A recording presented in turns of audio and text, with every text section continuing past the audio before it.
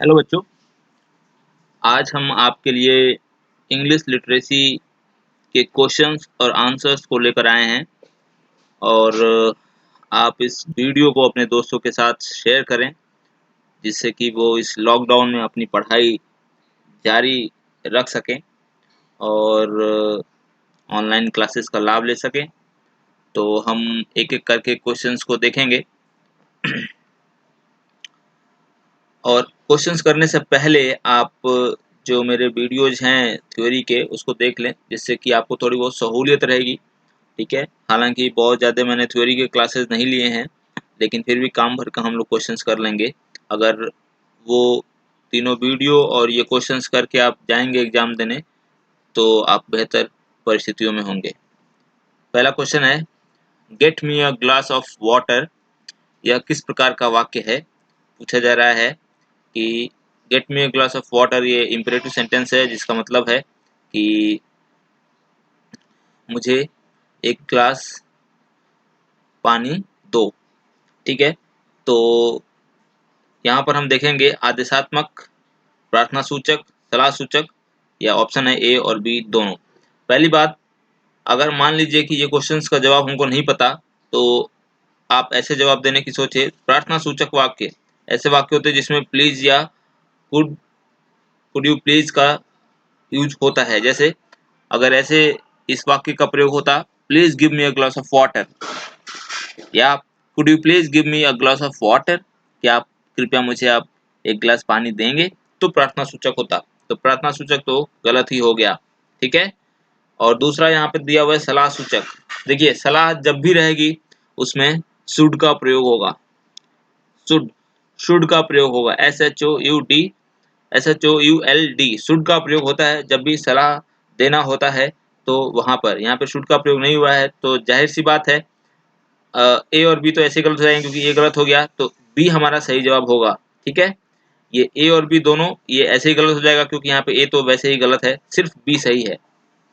Knife ये चाकू होता है, इसका मतलब इसको नाइफ के जो होता है यहाँ पे साइलेंट होता है, इसको नाइफ बोलते हैं, KNIFE, ये बहुतों को पता होगा। तो इसका जवाब होगा ए।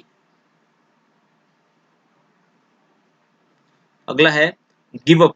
गिव अप का मतलब होता है छोड़ देना। देखिए आप यहीं से आप मतलब समझते जाइए। गिव अप का मतलब होता है त्याग देना या छोड़ देना। ये एक फ्रेजल वर्ब होता है का सही उपयोग किस वाक्य में हुआ है। तो अब थोड़ी बहुत हम लोग यहाँ पे देखेंगे, एक एक ऑप्शंस का मतलब निकालने की कोशिश करेंगे तो हम क्वेश्चंस को सॉल्व कर लेंगे। देखिए इंग्लिश हमारी पाठ्यक्रम में शामिल नहीं था बचपन में। हम जानते हैं कि मैक्सिमम जो IITI बच्चे करते हैं वो यूपी बोर्ड से होते हैं। मैं खुद यूपी बोर्ड से था और बाद में मुझे इंग्लिश पढ़ने का मौका मिला। लेकिन उसी तरीके से हम क्वेश्चन को सॉल्व करेंगे और हम लोग पाएंगे कि हम सही जवाब ढूंढ लेते हैं और थोड़ा बहुत उसमें मशक्कत होती है लेकिन फिर भी हमें हतोत्साहित नहीं होना है और अपना प्रयास हमेशा जारी रखना चाहिए। तो गिव अप का मतलब मैंने अभी आपको बताया यहाँ पर, छोड़ देना या त्याग देना। पहला सेंटेंस दिया हुआ है यहाँ पर, never give up learning. Never कभी भी नहीं, गिव अप मतलब त्यागना चाहिए पढ़ना, कभी भी पढ़ना त्यागना नहीं चाहिए। आगे दिया हुआ है तो ये कुछ थोड़ा बहुत सेंसिबल लग रहा है। फिर आगे देखते हैं, Ram give up tea to Shyam, ठीक है। तो राम ने त्याग दिया चाय श्याम के लिए। देखिए चाय जो होता है वो त्यागने वाली चीज नहीं होती है, कोई बहुत बड़ी चीज नहीं होती है। चाय छोटी चीज होती है तो इसको त्यागा नहीं जा सकता। तो बी तो ऐसे ही गलत है, भावार्थ इसका समझिए, बी ऐसे गलत हो गया, ठीक है। Give this up to me, give this up to me, give this up to me का मतलब ये इसको मेरे लिए त्याग दो, या give this up to me ये कुछ अटपटा ही सेंटेंस है तो ये भी गलत हो गया हमारा, ठीक है। तो यहाँ पे आपको दिख रहा है नेवर गिव अप लर्निंग, कभी भी हमें पढ़ाई छोड़नी नहीं चाहिए। ये एक थोड़ी बहुत सेंसिबल सेंटेंस लग रहा है, कभी भी हमें लर्निंग को त्यागना नहीं चाहिए, ठीक है। ये बिल्कुल सही है तो इसका हमारा जवाब जो होगा ए सही होगा। अगला क्वेश्चन है, राधा से कहना मुझे घर लौटने में थोड़ी देर होगी, अपूर्व ने शोभित से कहा। ये एक्चुअली इसका क्वेश्चन नहीं है, ये कम्युनिकेशन का क्वेश्चन है, लेकिन यहाँ पर आ गया, लेकिन फिर भी मैं बता दे रहा हूँ। कम्युनिकेशन में 3 चीज़ें होती हैं, एक जो होता है मैसेज होता है, एक सेंडर होता है भेजने वाला होता है, एक प्राप्त करने वाला होता है, ठीक है? तो एक प्राप्तकर्ता होता है, उसको हम लोग रिसीवर भी बोलते हैं, एक संप्रेषक होता है, उसको हम लोग प्रेषक भी बोलते हैं, या सेंडर भी भेजते हैं, सेंडर भी बोलते हैं, और एक माध्यम होता है, मीडियम होता है, जिसके माध्यम से भेजा जाता है मैसेज, चाहे वो टेलीफोन के माध्यम से, चाहे आमने सामने, चाहे पत्र के माध्यम से, तो वो माध्यम होता है, ठीक है? और एक तो यहाँ पर जो मैसेज क्या है, मैसेज ये है, राधा से कहना मुझे घर लौटने में थोड़ी देरी होगी, ये एक मैसेज हो गया। इस मैसेज को किसने दिया? अपूर्व ने शोभित से कहा। तो कहने वाला कौन है? अपूर्व, ठीक है? तो अपूर्व कहने वाला हो गया, शोभित से कहा, तो शोभित क्या हो गया? प्राप्तकर्ता हो गया। अब क्वेश्चन पूछ रहा है यहाँ पे शोभित कौन है, तो जाहिर सी जवाब है सी, आंसर है प्राप्तकर्ता। शोभित को मैसेज मिलता है, क्या मैसेज मिलता है? ये, ठीक है, कि राधा से कह दे, तो सी ऑप्शन सही है इसका। क्या तुमने खाना खा लिया है वाक्य का सही अंग्रेजी है, ठीक है? मैंने आपको जब टेंस में पढ़ाया था, तो आपने इसमें देखिएगा, उसमें पहली बात तो ये आपको दिख रहा है कि ये प्रेजेंट है, ठीक है, प्रेजेंट टेंस है, ठीक। अब फ्यूचर नहीं है, पास्ट नहीं है, तो भूल जाना। अब प्रेजेंट में से कोई चार ही होगा, या तो प्रेजेंट इंडेफिनिट है, या प्रेजेंट परफेक्ट है, प्रेजेंट परफेक्ट कंटिन्यूअस है, ठीक है। तो अब इसमें हमें देखना है कि इंडेफिनिट तो है नहीं, क्योंकि उसमें निश्चित चीजें होती हैं, ता है ती है, लास्ट में आता है। लिया है, लिए हैं, ये सब पढ़ लिया है, काम कर लिया है। ये भले मैंने पहचान उस समय ना बताया हो, लेकिन अभी मैं बता दे रहा हूँ। जहाँ पे चीजें कंप्लीट हो जाती हैं, कंप्लीट सेंस दिखाता है, लिया है, लिए हैं, पढ़ लिया है, कर लिया है, ठीक है, वहाँ पे वो प्रेजेंट परफेक्ट होता है, तो वहाँ पे हैज हैव लगता है, ठीक है। तो आप देखिएगा यहाँ पे, पहली बात तो तुमने है मतलब यू है, ठीक है, तो हैव लगेगा पहले, क्वेश्चन मार्क है, तो पहले have you taken your meal, have you eat your food. अब ऑप्शन देखते हैं हम लोग, have you eaten, have you eaten, पहली बार हैव यू ईटन, क्या तुमने ईटन, क्या क्या खा लिया है, तो पहली बात तो इसमें फूड दिया नहीं है, मील दिया नहीं है, तो ऐसे ही हमारा ये गलत हो गया, सी तो ऐसे ही गलत है। हैव यू ईट, ईट जो है फर्स्ट फॉर्म है, यहाँ पे हमको पता है कि जो जहाँ भी हैज और हैव लगता है वहाँ पे थर्ड फॉर्म लगती है, तो ये सही गलत हो गया। तो हमारा सही जवाब हो गया A, have you taken your meals. पहली बात, अगर हमें क्वेश्चंस को नहीं आता है, तो ऐसे हम ऑप्शंस को एलिमिनेट करेंगे, मतलब पहले वो चीज हम छांट ले जो गलत है। तो अगर हमने दो को गलत छांट लिया, तो आसान हो जाता है आंसर खोजना। तो इसका सही जवाब है have you taken your meals, क्या आपने, तुमने खाना खा लिया है। अगला क्वेश्चन देखते हैं, संदेश लिखते समय क्या ध्यान रखना आवश्यक है? संदेश लिखने की तिथि तथा समय अवश्य लिखना चाहिए, सही बात है। संदेश संक्षिप्त होना चाहिए, बिल्कुल सही बात है। संक्षिप्त अभिवादन अवश्य लिखना चाहिए। देखिए, अभिवादन बहुत आवश्यक होता है, चाहे वो औपचारिक पत्र हो, चाहे अनौपचारिक पत्र हो, उसमें छोटा मोटा अभिवादन जरूर लिखते हैं। और वो बात अलग है कि औपचारिक पत्रों में हम अभिवादन बहुत ही समझ बूझ के लिखते हैं, और अनौपचारिक पत्रों में थोड़ा बहुत कमी कर भी दे तो चलता है, क्योंकि अनौपचारिक पत्र हमें अपने रिश्तेदारों और सगे संबंधियों को भेजना होता है, लेकिन औपचारिक पत्र में अभिवादन बहुत ही सही से लिखा जाता है। तो यहाँ पे डी ऑप्शन से होगा, उपरोक्त सभी संदेश लिखते समय पूरी इन तीनों बातों का ध्यान रखा जाता है, ठीक है। मैंने आपको ट्रिपल ए लिसनिंग, अगला क्वेश्चन में ट्रिपल ए लिसनिंग पर आधारित है। मैंने आपको बताया था ट्रिपल ए लिसनिंग क्या होता है। ए का मतलब, तीन ए होते हैं, एक ए का मतलब होता है एटीट्यूड, रवैया, एक ए का मतलब होता है अटेंशन, ध्यान देना, और एक ए का मतलब होता है एडजस्टमेंट, सामंजस्य। तो इसमें तीनों स्किल्स हैं, तो यहाँ पे डी सही होगा, उपरोक्त सभी, ठीक है। आगे देखते हैं,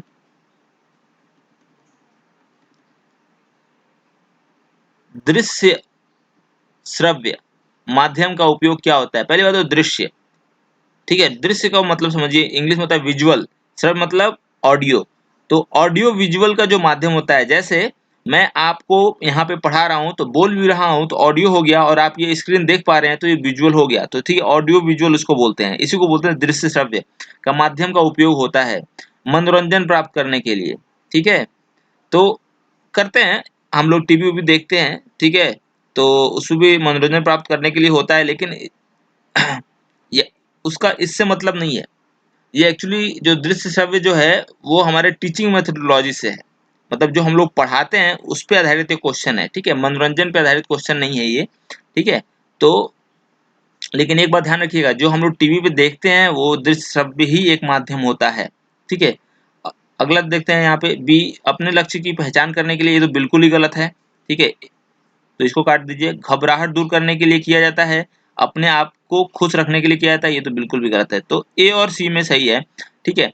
तो ये एक्चुअली पढ़ाई से रिलेटेड है, तो इसीलिए अब इसका जो सही जवाब है सी। मैं आपको बता दूं क्यों सही इसका सी जवाब है, क्योंकि जो दृश्य श्रव्य माध्यम का है, गवर्नमेंट ने, सरकार ने शिक्षण संस्थाओं में बताया था, कहा था कि आपको किताब से तो पढ़ाना ही पढ़ाना है, शिक्षकों के लिए था कि किताब से तो पढ़ाना ही पढ़ाना है, साथ ही साथ ऑडियो विजुअल तकनीकी की सहायता से भी पढ़ाया करिए, जिससे बच्चों को समझने में आसानी रहेगी और उनके अंदर की जो घबराहट है, जो उनके अंदर की हेजिटेशन है, जो पूछने की न पूछने की जो उनकी जो झिझक होती है वो टूटे और वो खुलकर सामने आए और चीज़ों को जो हमारा दिमाग है विजुअल चीज़ों को, जो चलचित्र होता है उसको ज़्यादा ग्रास्प करता है, मतलब उसको जल्दी उसको समझ पाता है, इसीलिए दृश्य श्रव्य माध्यम का उपयोग टीचिंग में किया गया था। तो इसका सही जवाब है सी।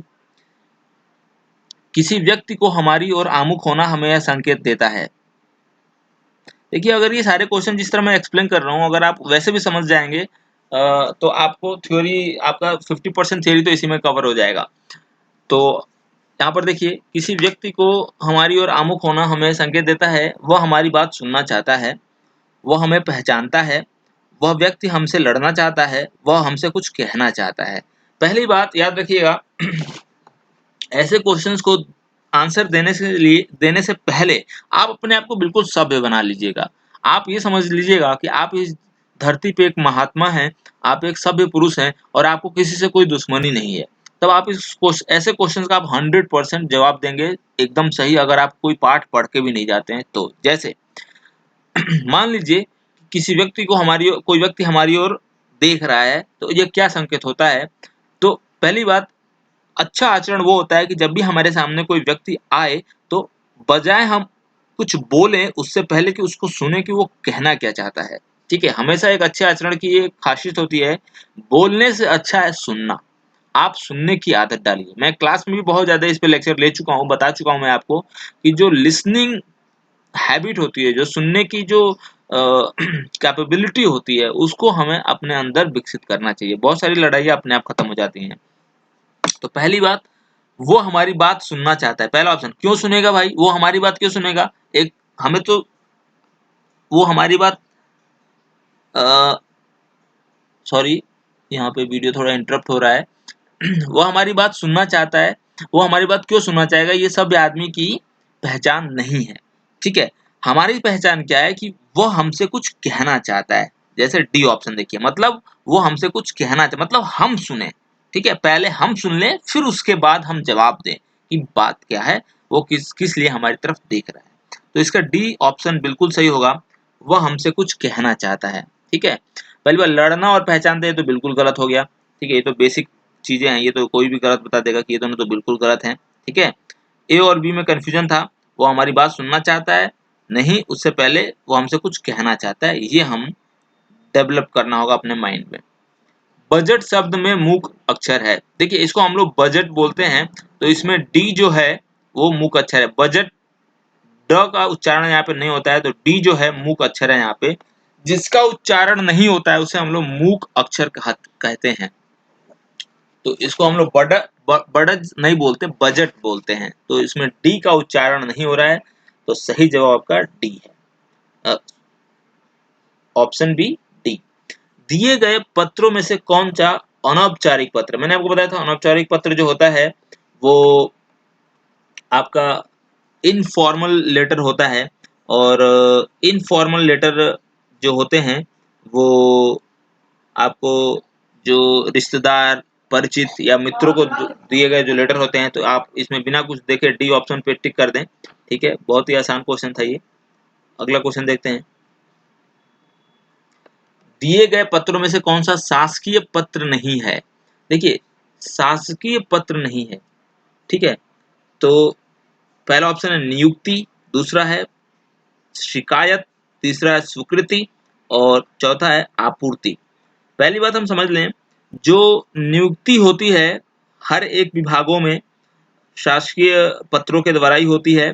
शिकायत भी जो होती है हम उसको कोई विभाग में कर्मचारी अपने उच्च अधिकारियों से करता है तो वो भी एक शासकीय पत्र में आता है। किसी सामान को खरीदने की स्वीकृति भी जो लेनी पड़ती है उसकी भी शासकीय पत्रों के द्वारा ही होता है। आपूर्ति जो होता है वो व्यावसायिक पत्रों में शामिल किया जाता है। जैसे किसी डिमांड सप्लाई की जो आपूर्ति होती है, जो वो शासकीय पत्र नहीं है।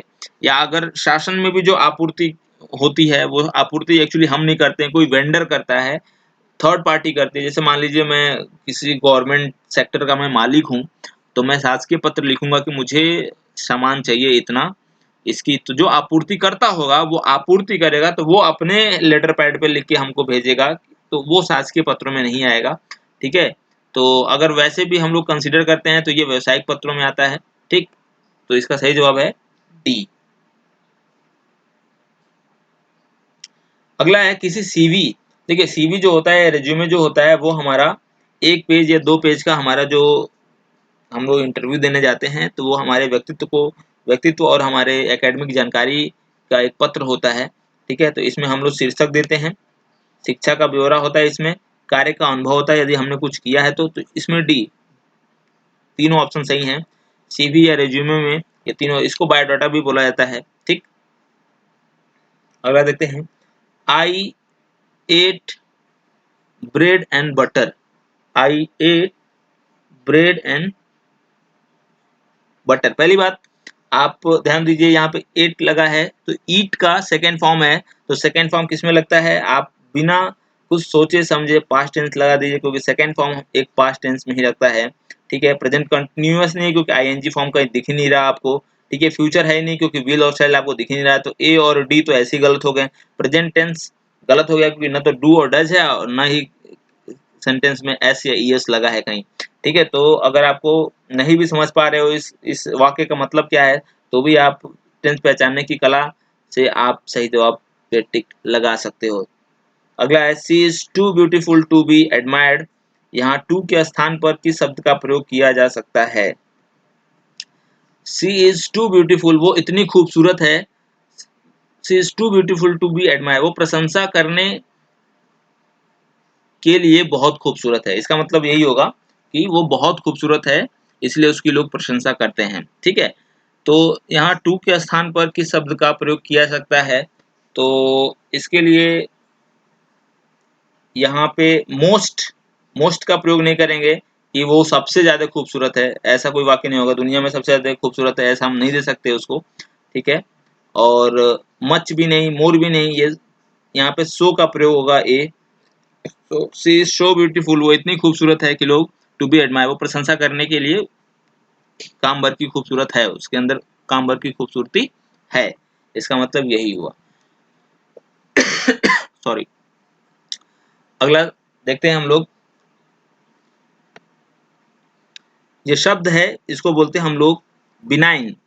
ठीक है, इसको बोला जाता है, सॉरी, बिनाइन में मूक अक्षर क्या है? ठीक है, तो इसमें जो मूक अक्षर है वो जी है, जी। बिनाइन, जी का उच्चारण यहाँ पे नहीं किया जाता है। बिनाइन का जो मतलब होता है वो भद्र होता है, भद्दा होता है। ठीक है, तो ए ऑप्शन इसका सही है। लेने देने तथा आयात निर्यात के लिए लिखे जाते हैं। पूछा जा रहा है कि लेन देन जो होता है और जो आयात निर्यात के लिए कौन सा पत्र, तो अभी मैंने बताया आपको व्यावसायिक पत्र लिखे जाते हैं, तो बी ऑप्शन सही है। ठीक है, अगला क्वेश्चन दिया हुआ है, सी के बाद ई आई वाई आए तो सी का उच्चारण क्या होगा? सी के बाद ई आई वाई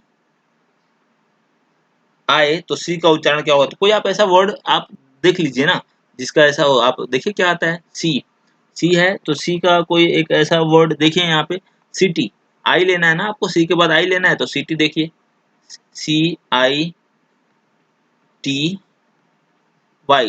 तो आप क्या करते हो, क्या उच्चारण होता है, सी का उच्चारण क्या है, पे 100 है। एक और अक्षर लेते हैं, ये वाई से देख लेते हैं कोई और अक्षर बनता है, साइकिल, CYCLE।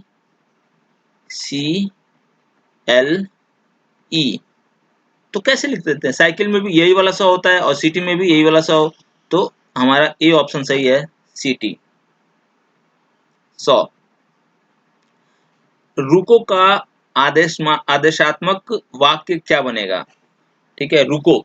पहली बात, आदेशात्मक पूछ रहा है तो प्लीज तो ऐसे ही गलत हो गया, प्लीज किस में आता है, प्रार्थना सूचक में आता है, तो प्लीज गलत हो गया, ठीक है। और स्टॉप दिस, इसे रोको, ठीक है। आई से स्टॉप, मैं कहता हूं रुक जाओ, मैं कहता हूं रुक जाओ, इसका मतलब ये हुआ, तो रुको का मतलब ये बी है आदेशात्मक वाक्य, इसका सही बनेगा, ठीक है। अगला जो क्वेश्चन है, प्रेजेंट कंटिन्यूअस वाक्य है। पहली बात, कंटिन्यूअस पूछ रहा है तो आईएनजी का फॉर्म जरूर होगा, ठीक है। और आप देखिए कि इसमें आईएनजी का जो फॉर्म है वो कहाँ पे किस में है। पहली बात, इसमें ये हो सकता है, इसमें कहीं भी आईएनजी फॉर्म नहीं है, तो बी तो ऐसे ही गलत हो गया, बी बिल्कुल गलत हो गया, ठीक है। ही इज अ बिजनेसमैन, इसमें भी आईएनजी का फॉर्म नहीं है, तो ये ऐसे ही गलत हो गया, ठीक है।